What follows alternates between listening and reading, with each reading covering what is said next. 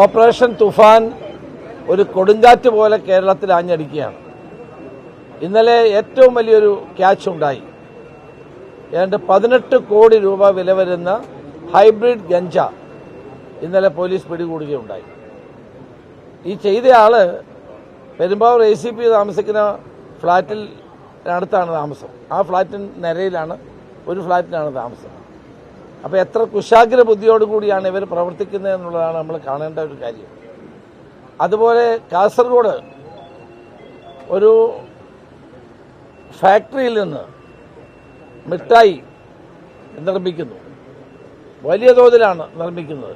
കർണാടകത്തിൽ നിന്നുള്ള സഹായത്തോടു കൂടി കുട്ടികൾക്ക് കൊടുക്കാനുള്ള വർണ്ണക്കടലാസിൽ പൊതിഞ്ഞ മുട്ടായി ലഹരി നിറച്ച മുട്ടായി വിതരണം ചെയ്യുകയാണ്. വൻതോതിലുള്ള ആ ശേഖരം ഇന്നലെ പിടിക്കുകയുണ്ട്. അത് നിർമ്മിക്കുന്നതും അവിടെയാണ്. ആ നിർമ്മാണ ഫാക്ടറിയാണ് ഇന്നലെ പോലീസ് അറസ്റ്റ് ചെയ്ത് അതിലുള്ള ആളുകളെ അറസ്റ്റ് ചെയ്ത് പിടിച്ചെടുത്തത്. അപ്പം ഇന്ന് കേരളം മുഴുവൻ എല്ലാ സ്കൂളുകളിലും ലഹരി വിരുദ്ധ പ്രവർത്തനത്തിൻ്റെ രണ്ടാം ഘട്ടം ആരംഭിക്കുകയാണ്. ഓപ്പറേഷൻ തുഫാന്റെ രണ്ടാം ഘട്ടം ഇന്ന് ആരംഭിക്കുകയാണ്. എല്ലാ വിദ്യാലയങ്ങളിലും ഇന്ന് വിദ്യാഭ്യാസ മന്ത്രിയും ഞാനും കൂടി ചേർന്ന് ഇട്ട പരിപാടി അനുസരിച്ച് ഓപ്പറേഷൻ തുഫാന്റെ രണ്ടാം ഘട്ടം എല്ലാ സ്കൂളുകളിലും എല്ലാ വിദ്യാലയങ്ങളിലും ഇന്ന് വിദ്യാർത്ഥികൾ പ്രതിജ്ഞ എടുക്കുകയും മയക്കുമരുന്നിനെതിരെയുള്ള വലിയൊരു പോരാട്ടത്തിൽ പങ്കാളിയാവുകയും ചെയ്യുകയാണ്. ഇത് എല്ലാവരും ഇതിൽ പങ്കാളികളാകണം. കാരണം ഇത് നമ്മുടെ നാടിനെ തകർക്കുന്ന ഒന്നാണ്. അതിനെതിരായിട്ടുള്ള ഈ പോരാട്ടത്തിൽ മുഴുവൻ ആളുകളും പങ്കാളികളാകണം എന്നുള്ളതാണ് ഞങ്ങളുടെ ആഗ്രഹം. ഇതിൻ്റെ ആദ്യത്തെ തുഫാൻ വാരിയർ ശ്രീ മോഹൻലാലാണ്. ഇന്ന് കേരളം മുഴുവൻ എല്ലാവരും തുഫാൻ വാരിയേഴ്സായി മാറിക്കൊണ്ടിരിക്കുകയാണ്.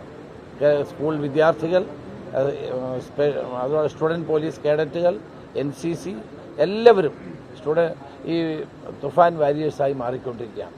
പത്രപ്രവർത്തകരും തുഫാൻ വാരിയേഴ്സായി മാറണം എന്നാണ് എൻ്റെ അഭിപ്രായം.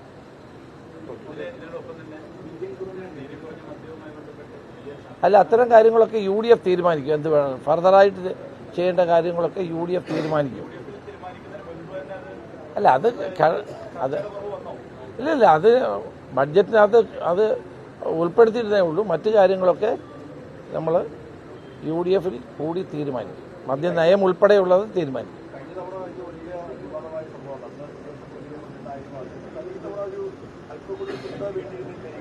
അല്ല, അതല്ലല്ലോ ഇന്നലെ മറുപടി പറഞ്ഞപ്പോൾ മുഖ്യമന്ത്രി തന്നെ അത് വ്യക്തമാക്കിയല്ലോ. UDF യോഗം ചേർന്ന് മദ്യനയം തീരുമാനിക്കുന്നതോടൊപ്പം ഇതും തീരുമാനിക്കും.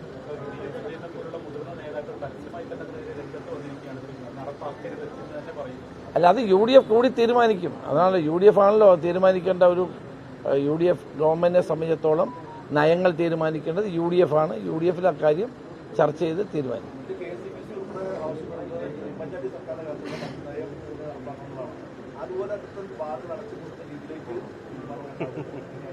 അല്ല, ബാറുകൾ അടയ്ക്കുന്ന പരിപാടി ഇപ്പം ആലോചിച്ചിട്ടില്ല. ഇല്ല, അങ്ങനെ ഒരു സംഭവമില്ല. തന്നെയുമല്ല, കേന്ദ്ര ഗവൺമെന്റ് 2025 ഉത്തരവുള്ളതാണ് ബീച്ച് സാൻഡ് ഒരിക്കലും സ്വകാര്യ മേഖലയിൽ ഖനനം ചെയ്യാൻ പാടില്ല എന്നുള്ളത്. അതുകൊണ്ട് അത് അപ്രായോഗികമാണ്, അത് നടക്കാത്ത കാര്യമാണ്. കേന്ദ്ര ഗവൺമെന്റ് 2025 നിർദ്ദേശമുള്ളതാണ്. അതുകൊണ്ട് അതില്ല. തന്നെയല്ല, ബഡ്ജറ്റിൽ ഒരിടത്തും കരിമണൽ ഖനനം സ്വകാര്യ മേഖലയ്ക്ക് കൊടുക്കുമെന്ന് പറഞ്ഞിട്ടുമില്ല. ഇത് ആരാ ഇത് പറഞ്ഞുണ്ടാക്കുന്നത് എനിക്കറിയത്തില്ല.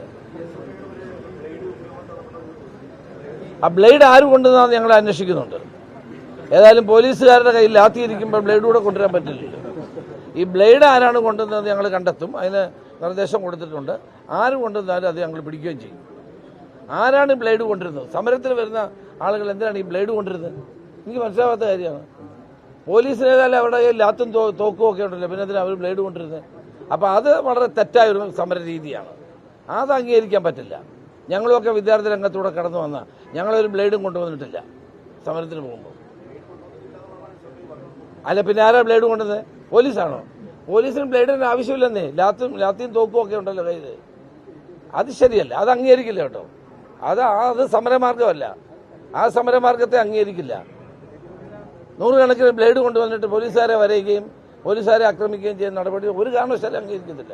ഞങ്ങളത് കണ്ടുപിടിക്കുകയാണ് ആരാണ് ഇതിൽ ബ്ലേഡ് കൊണ്ടുവന്നത്. അങ്ങനെയുള്ളവരെ അങ്ങ് നിയമത്തിൻ്റെ മുമ്പിൽ കൊണ്ടുവരും. ഒരു സംശയവും വേണ്ട.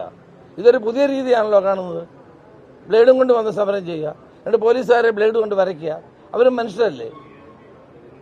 ആ പണി നടക്കില്ല.